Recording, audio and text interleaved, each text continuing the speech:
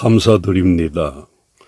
성경은 골로새서 1장 9절에서부터 14절까지의 말씀이고 요절은 9절입니다. 이로써 우리도 듣던 날부터 너희를 위하여 기도하기를 그치지 아니하고 구하노니 너희로 하여금 모든 신령한 지혜와 총명에 하나님의 뜻을 아는 것으로 채우게 하시고 아멘. 오늘 본문 9절에 바울이 골로새 교회가 세워지게 한 에바브라를 통해서 그 교회 소식을 듣고 이렇게 말하고 있습니다. 듣던 날부터라고 합니다.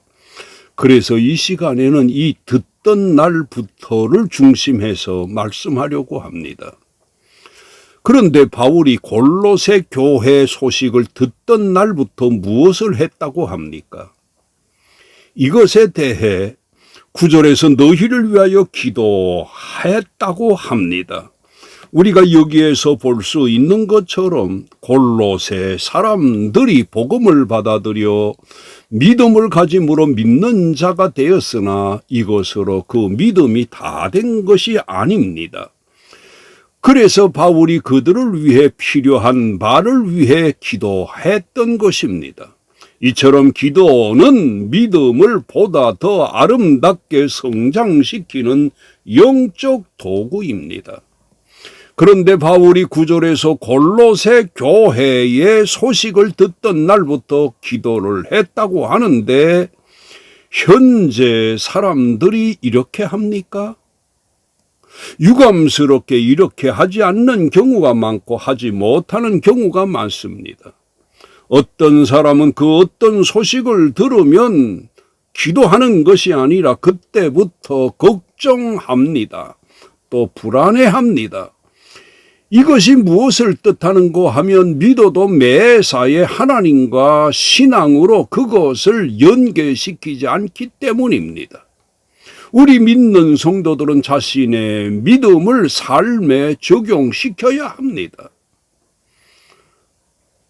그리고 어떤 경우는 들려오는 소식을 듣고 기도하는 것이 아니라 가짜 뉴스를 만듭니다. 그것을 악하게 평가하고 비판하는 경우가 적지 않습니다. 이런 것들이 SNS를 통해 각 사람에게 퍼져나갑니다. 그러나 오늘 본문의 바울은 골로새 교회의 소식을 듣고 기도한 것처럼 우리들도 우리들에게 들려오는 소식을 듣고 이렇게 한다면 우리가 이 험한 세상을 아름답게 바꾸는 개혁의 사람들이 되는 것입니다. 그런데 바울이 골로새 교회의 소식을 듣고서 어떻게 기도했다고 합니까? 이것에 대해 역시 9절에서 우리도 듣던 날부터 너희를 위하여 기도하기를 그치지 아니했다고 합니다. 우리가 여기에서 볼 수 있는 것처럼 바울은 기도의 사람이라는 것을 알 수 있고 또 그들의 소식을 듣고 바울은 그들에게 필요한 바를 채우려고 그렇게 했던 것입니다. 우리가 이것을 간과해서는 안 됩니다. 나도 기도해야 하나? 우리들도 다른 사람들을 위해 기도해야 합니다. 바울은 골로새 교회를 위해서 기도해 주는 일을 하였던 것입니다. 우리도 이렇게 해야 합니다. 내가 나를 위해서도 기도해야 하나 기도를 필요로 하는 사람들을 위해 기도하는 사람이 되어야 합니다. 그런데 바울이 왜 이렇게 그들의 소식을 듣던 날부터 기도를 한 것일까요? 기도가 어떤 의미입니까?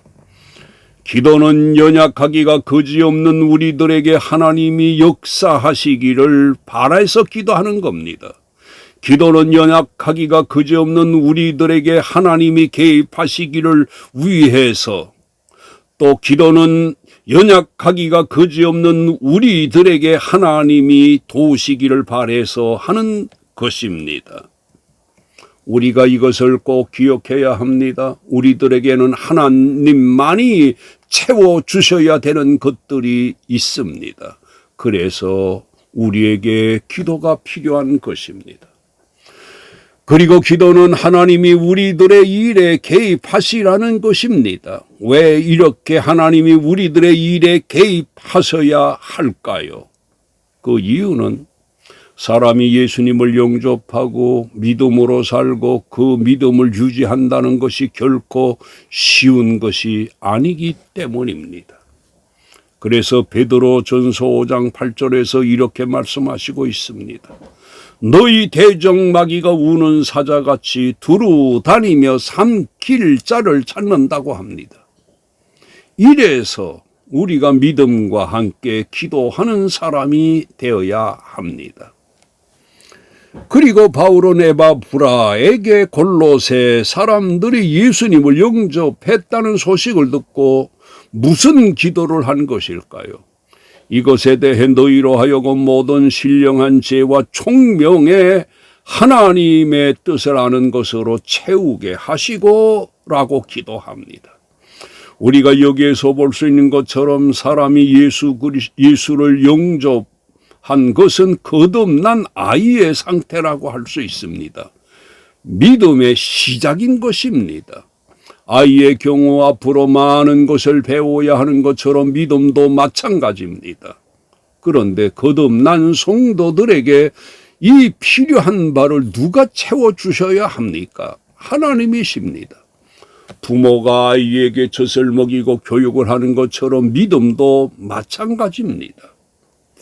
따라서 우리 믿음의 성도들은 갓난아기가 그 어머니의 젖을 사모하듯이 우리들도 하나님께서 주시고자 하는 것을 사모해야 합니다.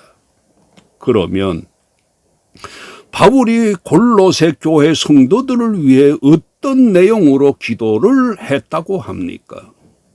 역시 9절에 신령한 지혜와 총명이 채워지기를 기도했는데 공동 번역에서는 이것을 성령께서 주시는 모든 지혜와 판단력으로 번역하고 있습니다. 이처럼 바울은 골로새 교회 성도들에게 이것이 필요하다고 여긴 것입니다. 이것은 오늘날 우리들에게도 매우 필요한 것입니다. 왜냐하면 오늘날에도 이런 신령한 지혜와 총명에 문제가 있어 정말로 적지 않은 사람들이 잘못된 이단에 현혹되고 있습니다.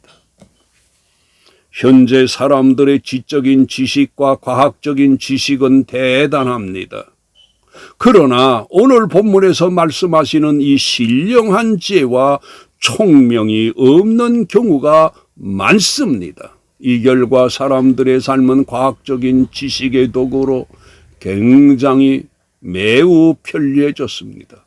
그러나 이 과학적인 지식을 가진 사람들이 매우 영적으로는 어두운 경우가 많습니다. 이런 일로 인해서 우리 사회에서 안타까운 일들이 이곳저곳에서 생기고 급속도로 번지고 있습니다. 그리고 그것이 합법화되고 부끄러운 일들이 노골화 되는데 지식은 있어도 신령한 지혜와 총명이 없기 때문입니다. 그러면 이 골로새 교회 성도들이 어느 정도까지 성장해야 될까요? 바울이 9절서부터 12절까지 골로새 교회 성도들을 위해 기도하고 있는데 골로새 교회 성도들이 그 바울의 기도대로 되어야 합니다. 그리고 또 바울이 골로새 교회 성도들을 위해 기도를 한 것처럼 이 골로새 교회 성도들도 오늘날 우리들도 다른 사람들을 위해 바울처럼 기도해 주는 사람이 되어야 합니다. 토의입니다. 바울이 누구를 위해 기도했다고 합니까? 9절이고 두 번째, 바울이 골로새 교회 성도들을 위해 어느 정도 기도를 했다고 합니까? 9절을 잘 봅시다. 셋째, 우리가 우리들에게 들려오는 소식을 듣고 무엇을 해야 할까요? 근심일까요? 아닙니다. 결론적으로 오늘 본문의 바울이 사도로서 갓 믿음을 소유한 골로새 교회 성도들에게 모자란 바가 많음을 알고 그것을 채우고자 기도했던 것처럼 우리들도 사람의 필요를 알고 그것을 채우는 사람이 되어야 할 것입니다. 모두 이렇게 하시기를 주의 이름으로 축원합니다. 우리들에게 믿음을 주신 하나님 감사를 드립니다. 그러나 우리가 여기에서 그치지 않고 우리들도 계속해서 다른 이들을 위해 기도하며 하나님께서 우리들에게 채우시려고 하시는 것을 늘 우리의 것으로 만드는 기도의 사람이 되기를 원하옵나이다. 예수님의 이름으로 기도드리옵나이다. 아멘.